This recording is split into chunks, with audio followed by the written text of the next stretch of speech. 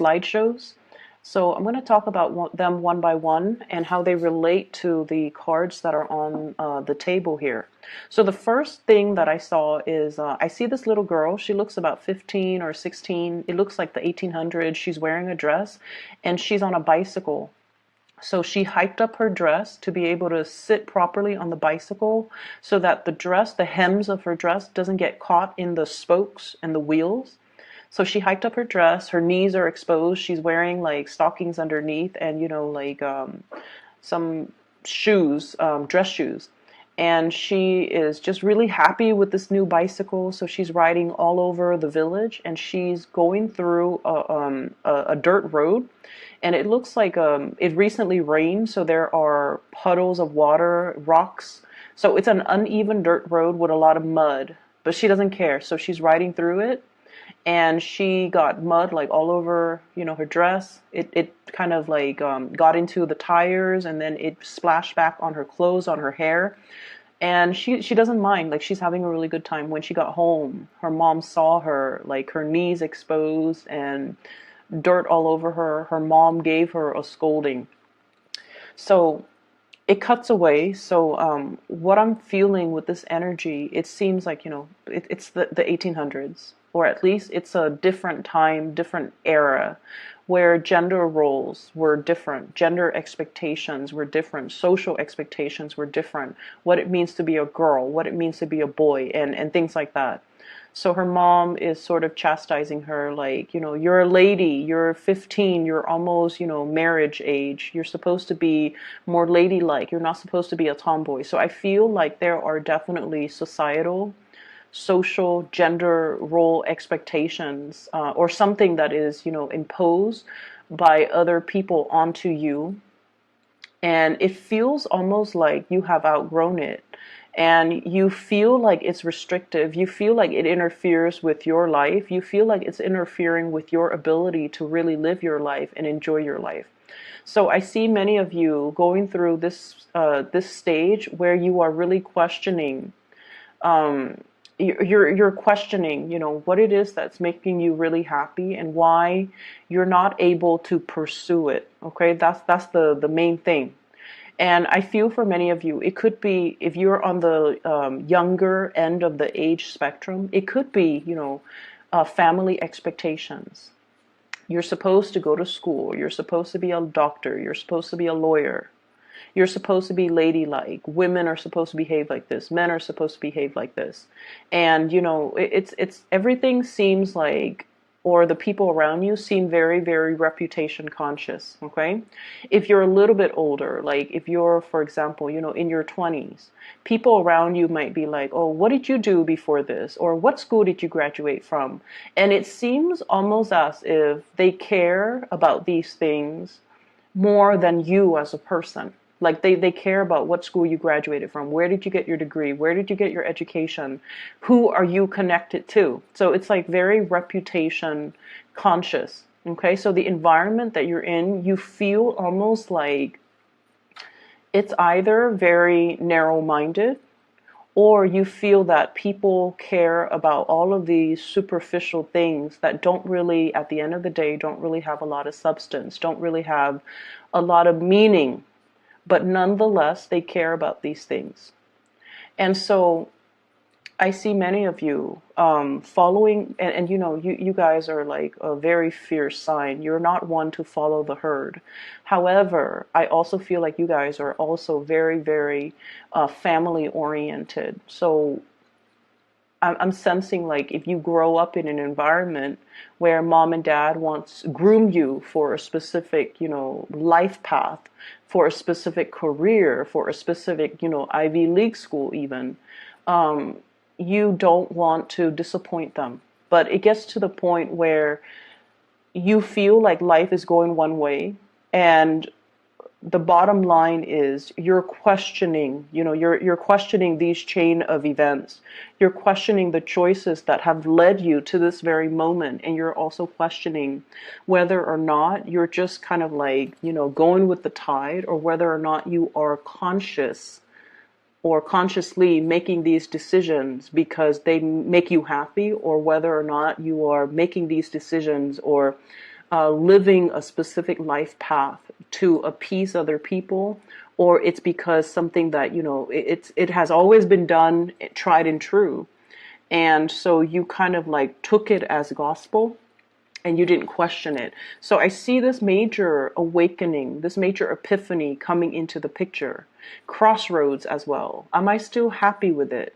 Is this all there is to life? Is this something that is meant for me? Or is this something that I just kind of found myself walking this path? But is there other, like, are there other things out there for me that can bring me more emotional fulfillment? Okay, so I see all of these question marks kind of popping up when I shuffle your cards. And I feel like the energy can be very, very liberating if you're looking to break out and go out into the world and make your mark on the world.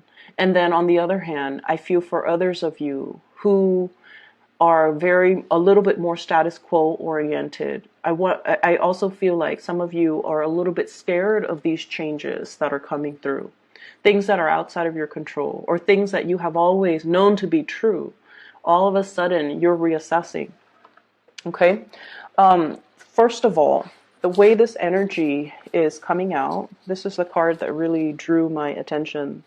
Your ship's coming in, something that you have really, really, really waited for a very long time. I usually think of this as like a big opportunity, study abroad, going overseas to do some type of research work for some of you, because that did come through. So for example, you might be studying to be, a doctor, right? And you're like, oh, I'm just going to be an MD, just like a general practitioner. And then you take a course and then you're just like, you know what? Maybe I want to do public health. Maybe I want to go to pandemic zones and study like cultures and do microbiology or do epidemiology and study the transmission of diseases. And maybe I need to go to more of a tropical area or go overseas to a place where access to medicine might be very, very scarce.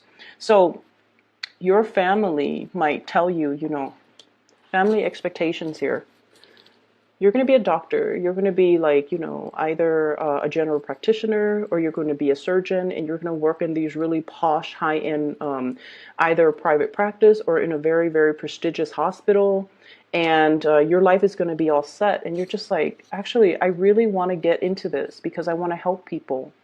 And if I want to help people, I want to go to places where the needs are, impoverished neighborhood, underserved communities, especially going overseas to areas that don't have access to healthcare. So that's an example that I saw, so that I'm reiterating it, okay? And of course, all of you who are watching this are not in med school or are not trying to be doctors, but that's a big example that I'm using, mainly because I feel like you're being groomed for something and it's making you happy, but you're also questioning whether or not you can do something else that is more meaningful. So I see this conflict coming out. On the one hand, you are very, very happy. But on the other hand, you're almost operating from the Aquarius spectrum, where you're wondering, like, what is my contribution to humanity? At the end of the day, it's not so much about what I want, what's making me happy, but how can I share my gifts with the world? How can I make things better for other people? So you're going through a little bit of a soul searching. What's really, really making me happy? Can I really, really be happy when the rest of, humanity is really suffering? So I feel this major maturation process happening here with Leos. And I also feel like you're plugged in, okay, to this collective consciousness, where on the one hand, your life might be really happy and dandy. But on the other hand, if you see, poverty and homelessness and just people struggling to get by, there's an element about you where you want to share your resources in order to make life, even temporarily, because you're not naive, okay? So Share your resources, share your skills, share your knowledge to make things better for other people. Some of you are rethinking like a major career path, rethinking, and I definitely feel like something from like a private arena to more of a public servant. That's what I'm feeling. Um, so I feel like, for example, if you're a psychiatrist, if you're a doctor, you're thinking possibly going, packing up your bags from private practice. Even if you're a lawyer, private practice, going to be like a public defender or work in a more public environment where you're helping a lot of people.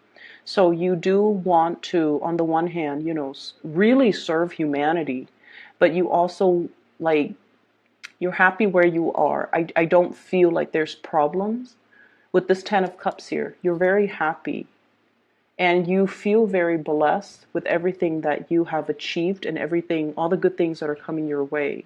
But on the other hand, it's almost like you can't really sleep at night if there are people struggling out there in the world. Okay, so that's what I'm sensing.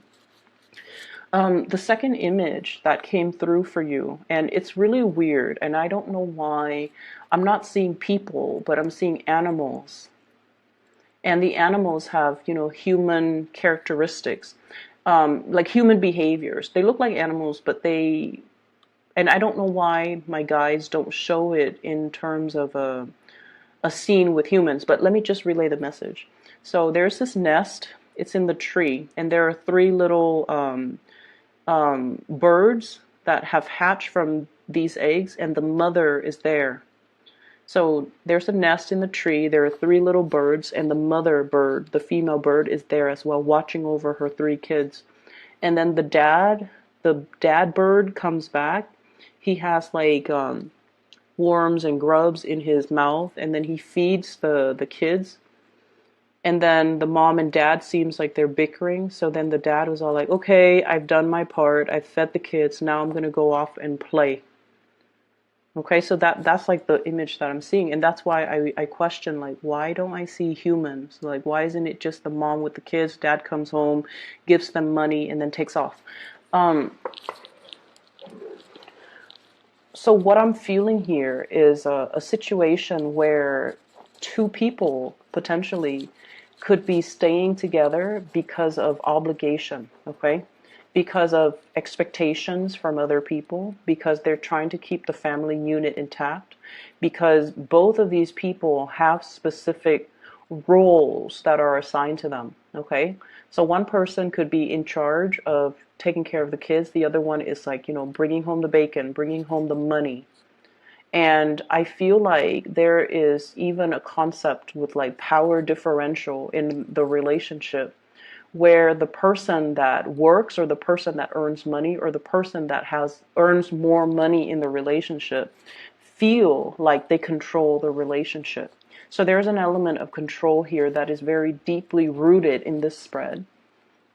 And I feel like you're at a point in your life where you want to be on your own. You want to be self-sufficient. You want to not have to depend on other people.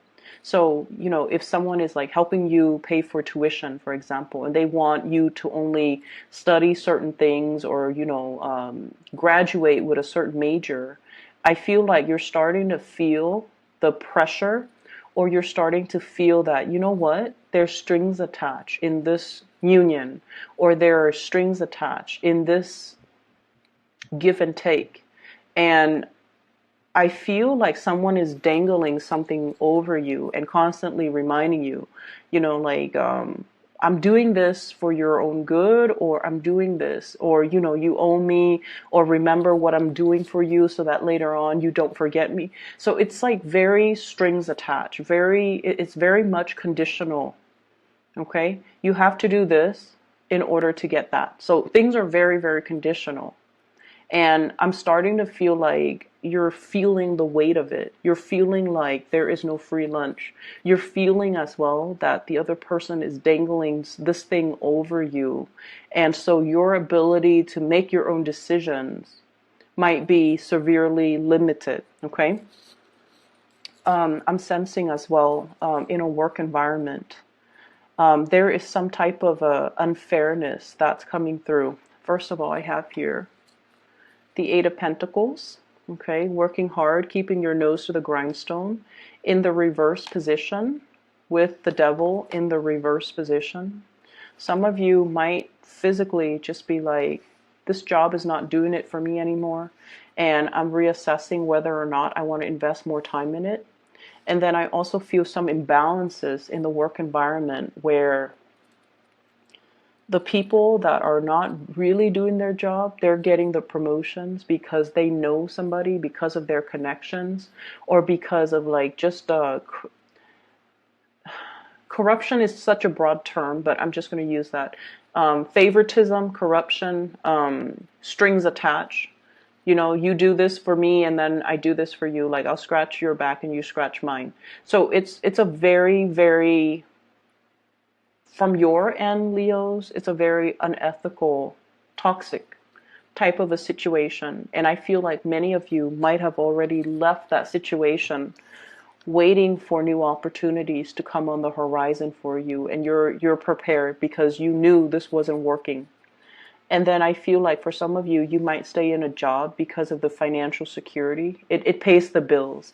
And I feel almost like you've been wanting to leave for quite some time, but you know, you have family, you have people that are financially dependent on you, and it's making it harder and harder and harder. But I feel like this might be the breaking point where you start to realize your worth and you're starting to want out and seek new opportunities. Okay.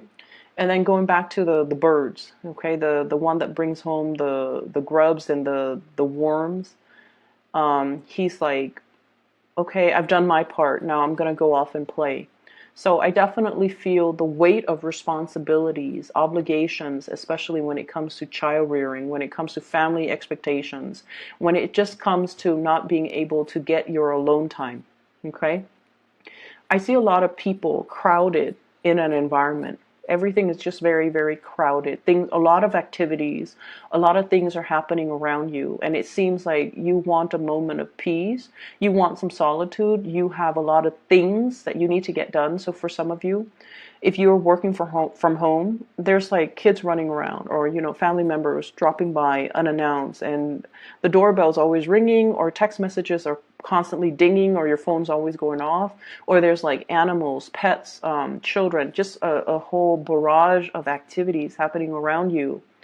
And take yourself to the library, take yourself somewhere else where you can get your work done.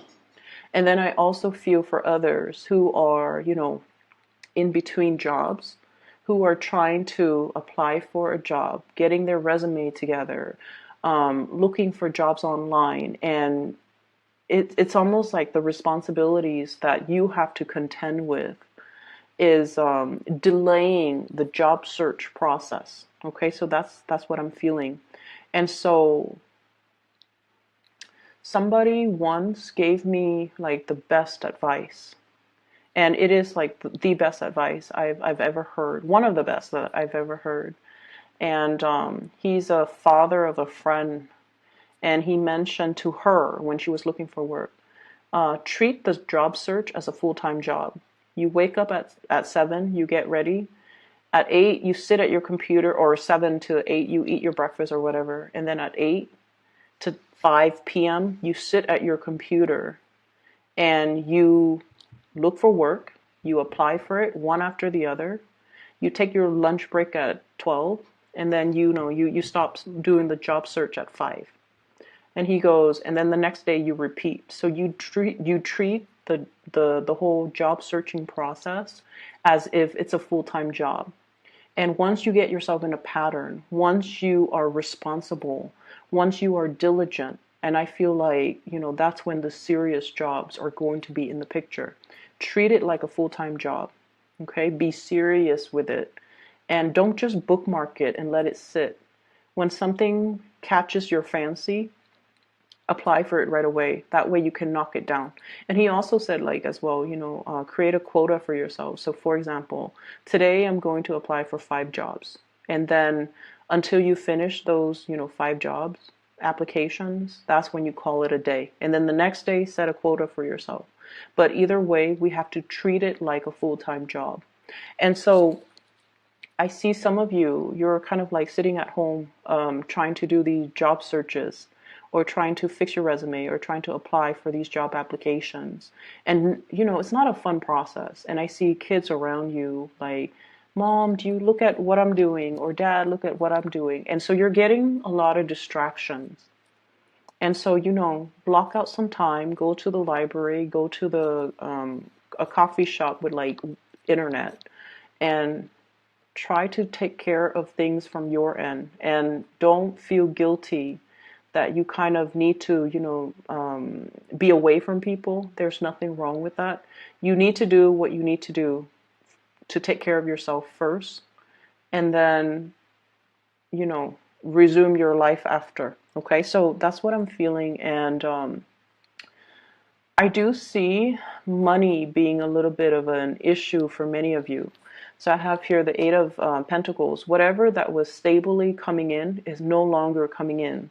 And then we also have as well the Two of Pentacles. This is kind of like making ends meet.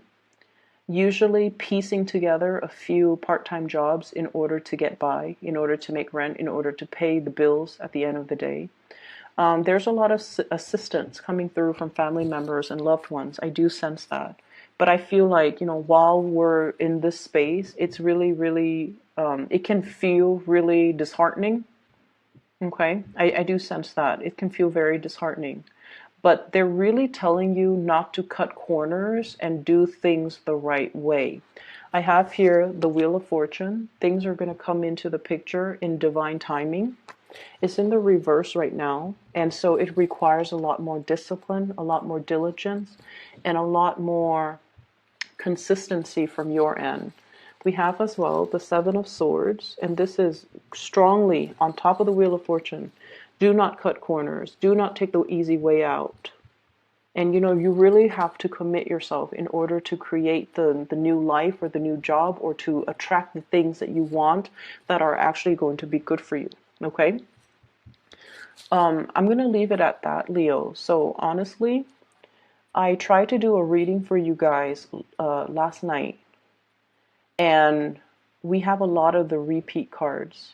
Okay, I couldn't see any images last night, so I tried to do it again today, and when I shuffled it out, 4 of these cards were repeat. We have the Tower, the Wheel of Fortune, Seven of Swords, the Judgment card, as well as that, I think it was, no, it actually was the Seven of Pentacles that came out, waiting for a situation, but now you're no longer waiting. Your ship is coming in. And I just feel like, keep at it. Go on your journey. If you need a break away from people in order to get things done for yourself, don't feel bad, okay? This is more about breaking out of the norm, or breaking out of the mold, and finding yourself and finding whatever it is that really strikes your fancy, something that you want to do, even though other people have different expectations of you. So I feel like you're carving that path, or you're paving that path for yourself, so that you can be freed and unencumbered by other people's expectations. So I will leave it at that. I hope the reading is helpful for you guys, okay? Once again, for those who are still emailing me about personal readings, I don't do those anymore. I do have somebody that I highly recommend. Her name is Bridget. She is phenomenal. She's very psychic, and I've used her services over the years, and I've also recommended her to my family members and my friends, and I highly recommend it if you are looking for a reader. I put a link to her scheduling webpage in the description box below, so if you want to book a reading for yourself, or so for somebody that you know, I highly recommend her, okay? So best of luck with everything, Leos. I will be back next month, okay? Take care.